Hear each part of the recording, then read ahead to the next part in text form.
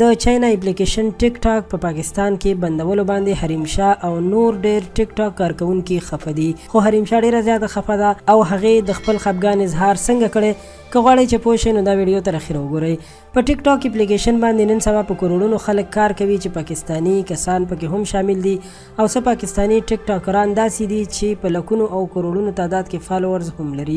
دغه کسانو به هره میاشت په ښه مقدار کې د ټیک ټاک له لارې پیسې ګټلې او دوی د همدې پلیټ فارم نه مشهور شوي هم وو چې اوس مهال په پاکستان کې د ټیک ټاک بندېدو سره دغه ټول کسان بېروزګاره شوي او هره ورځ احتجاجونه هم او پریس کانفرنس هم کوي او د حکومت په دې کار یې سختې نیوکې کړي دي چې دوی د غریب د خولې نه نوړی وتښتوله. د حریم شاه په نوم یو پښتنه ټیک ټاک ستوري چې ډیره مشهوره هم ده او هر وخت پاکستانی وزیرانو او مالداره خلکو سره ویډیوګانې وایرل کوي، هغې همدا خبره کړې ده چې ټیک ټاک بندول نو په کار، په ټیک ټاک باندې پابندي د ځوانانو د ټیلنټ وژل دي.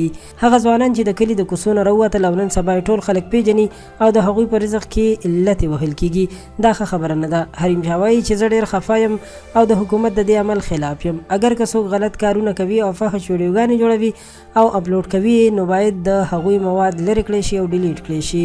حریم شاه هم د ټیک ټاک له لارې مشهوره شوې ده او نن سبا مختلف کمرشل سره کار هم کوي او ډېرې پیسې ګټي.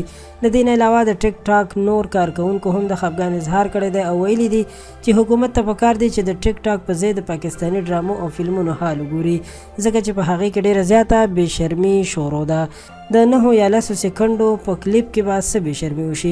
هغه وایي چې ارضي پابندي خو هیڅ خبره نه ده، ځکه چې بیرته به خلاص شي، خو د ټول عمر لپاره پرمننټ بندول یې موږ ته هیڅ د منلو وړ نه دي. جنت مرزا چې د پاکستان مشهور ټیک ټاک ستوري ده او د 1 کروڑ نه زیات فالوورز لري، هغې هم د پاکستان پرېښودو اعلان کړی دی. ویلي دي چې ډېر زر به د پاکستان نه بهر لاړه شي او بل ملک کې به اوسېدل اختیار کړي.